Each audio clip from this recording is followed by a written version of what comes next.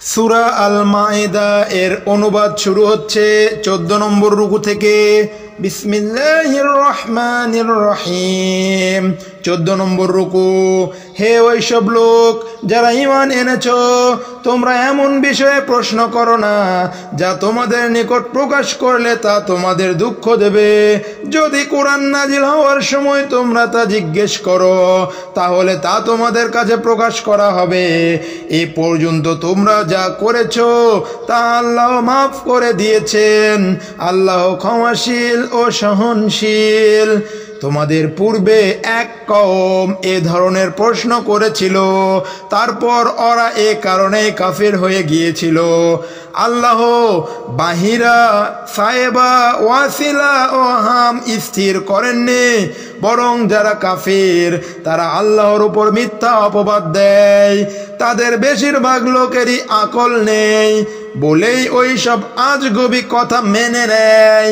আর যখন তাদেরকে বলা হয় আল্লাহ যা নাজিল করেছেন তার দিকে, ওই রাসূলের দিকে এসো, তখন তারা জবাব দেয়, আমাদের বাপ দাদাকে যে নিয়মে চলতে দেখেছি তাই আমাদের জন্য যথেষ্ট। এদের বাপ দাদা যদিও কিছুই জানতো না এবং তারা হেদায়েত পায়নি, তবুও কি তাদেরকে এরা মেনে চলবে? হে ওই সব লোক যারা ঈমান এনেছো, তোমরা নিজের ভাবনা ভাবো। তোমরা যদি হেদায়েতের ওপর কায়েম থাকো, তাহলে যে গোমরাহ সে তোমাদের কোনো ক্ষতি করতে পারবে না। তোমাদের সবাইকে আল্লাহর কাছেই ফিরে যেতে হবে। যখন তোমরা দুনিয়ায় যা কিছু করেছিলে তা তোমাদেরকে জানিয়ে দেয়া হবে। হে ওই সব লোক যারা ঈমান এনেছো, যখন তোমাদের মধ্যে কারো মউত এসে যায় এবং সে ওয়াসিয়ত করতে থাকে, তখন তোমাদের মধ্য থেকে দুজন সুবিচারকারীকে যেন সাক্ষী রাখা হয়। আর যদি তোমরা সফরে থাকো এবং তখন মউতের মুসিবত এসে যায়, তাহলে অন্য লোকদের মধ্য থেকেই সাক্ষী বানাও। যদি সাক্ষীদের বিশ্বাসী হওয়ার ব্যাপারে তোমাদের সন্দেহ হয়, তাহলে নামাজের পর মসজিদেই তাদেরকে আটকে রাখো। তাদের দুজনকে আল্লাহর নামে কসম খেয়ে বলতে হবে, আমাদের নিকট আত্মীয় হলেও আমরা নিজেদের কোনো স্বার্থে সাক্ষ্য বিক্রি করি না, আর আল্লাহর ওয়াস্তে সাক্ষী আমরা গোপন করব না। যদি তা করি তাহলে আমরা গুনাহগারদের মধ্যে গণ্য হব। কিন্তু যদি জানা যায় এ দুজন গুনাহগারের মধ্যে লিপ্ত হয়ে গেছে, তাহলে তাদের বদলে যাদের হক নষ্ট হয়েছে তাদের মধ্যে যারা সাক্ষী হিসেবে বেশি যোগ্য তাদের দুজন দাঁড়িয়ে যাবে।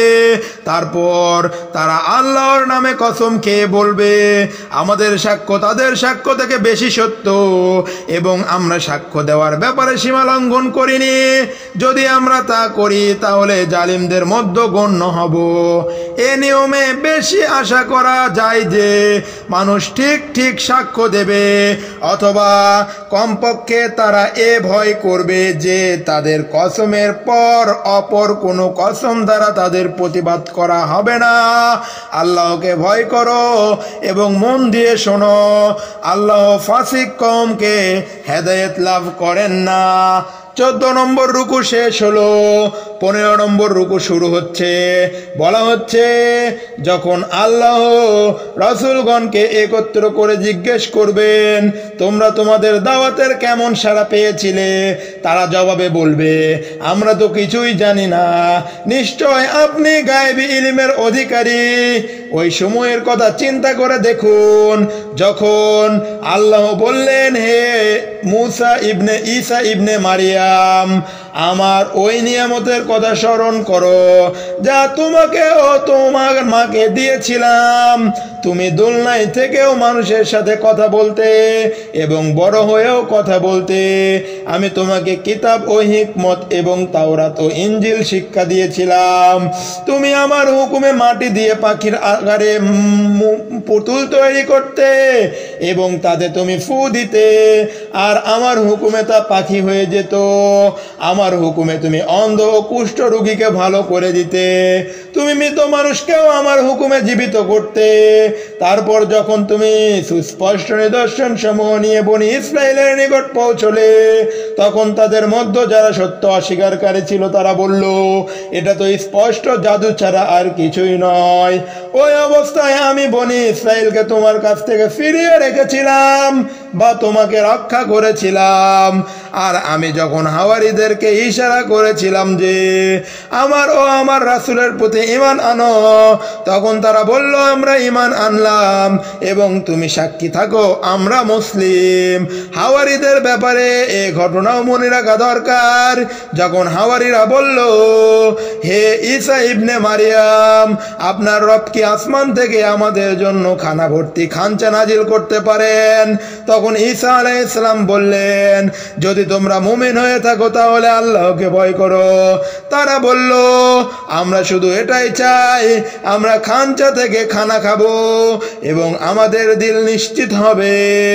তিনি আরো জানতে পারবো যে, আর আমরা জানতে পারবো যে আপনি যা কিছু বলছেন তা সত্য এবং আমরা এর সাক্ষী হয়ে থাকবো। তখন ঈসা ইবনে মারিয়াম আল্লাহ রাব্বুল আলামিনের কাছে দোয়া করলেন, হে আল্লাহ, হে আমাদের রব, আমাদের জন্য খানা ভর্তি খাঞ্চা নাজিল করুন, যা আমাদের ও আমাদের পূর্ববর্তীদের জন্য খুশির উপলক্ষ হয় এবং আপনার পক্ষ থেকে একটি নিশানা হয়ে থাকে। আমাদের রিজিক দান করুন, আর আপনিই তো সবচেয়ে উত্তম রিজিক দাতা। আল্লাহ বললেন, আমি তা তোমাদের উপর নাজিল করব, এরপর তোমাদের মধ্যে যে কুফরি করবে আমি তাকে এমন শাস্তি দিব যা দুনিয়ায় আর কাউকে দেইনি। 15 নম্বর রুকু শেষ হলো। সূরা আল মাইদার সর্বশেষ রুকু অর্থাৎ 16 নম্বর রুকু বলা হচ্ছে, ওই সব নিয়ামতের কথা মনে করানোর পরে আল্লাহ যখন বললেন, হে ঈসা ইবনে মারিয়াম, তুমি কি লোকদেরকে বলেছিলে যে আল্লাহকে বাদ দিয়ে আমাকেও আমার মাকে ইলাহ বানিয়ে নাও? এর জবাবে ঈসা বললেন, সুবহানাল্লাহ, যে কথা বলার কোনো অধিকার আমার নেই, যে কথা বলা আমার কাজ নয়। যদি এমন কথা আমি বলতাম তাহলে আপনি অবশ্যই তা জানতেন। আমার অন্তরে যা আছে তা তো আপনি জানেন, কিন্তু আপনার অন্তরে যা আছে তা আমি জানি না। নিশ্চয় আপনি সব আলেম জানেন, সব গায়েবী ইলম জানেন। আপনি আমাকে যা কিছু আদেশ করেছেন তাছাড়া তাদেরকে আমি আর কিছুই বলিনি। আর তা এই যে ওই আল্লাহর দাসত্ব করো যিনি আমারও রব তোমাদেরও রব। আমি যতক্ষণ তাদের মধ্যে ছিলাম তত সময়ের জন্য তাদের ওপর আমি সাক্ষী ছিলাম। যখন আমাকে আপনি তুলে নিলেন তারপর তো আপনিই তাদের তদারককারী ছিলেন। আপনি তো সব জিনিসের ওপর সাক্ষী। যদি যদি যদি আপনি তাদেরকে শাস্তি দেন তাহলে তারা তো আপনারই বান্দা, আর যদি তাদেরকে মাফ করে দেন তাহলে আপনি তো শক্তিমান ও পরম জ্ঞান বুদ্ধির অধিকারী। তখন আল্লাহ বললেন, এটা ওই দিন যেদিন সত্যপন্থীদেরকে তাদের সত্যতা উপকার দেয়। তাদের জন্য এমন ব্যস্ত রয়েছে যার নিচে ঝর্ণাধারা বহমান এবং তারা সেখানে চিরকাল থাকবে। আল্লাহ তাদের উপর সন্তুষ্ট হয়েছেন এবং তারাও তো আল্লাহর উপর সন্তুষ্ট। এটাই বিরাট সাফল্য। আসমান ও জমিন এবং এর মধ্যে যা কিছু আছে এর বাদশাহী আল্লাহর জন্য এবং তিনি প্রতিটি জিনিসের উপর ক্ষমতা রাখেন। সাদাকাল্লাহুল আযীম। সূরা আল মাইদা শেষ হলো। আগামী পর্বে সূরা আল আনআম শুরু হবে ইনশাআল্লাহ।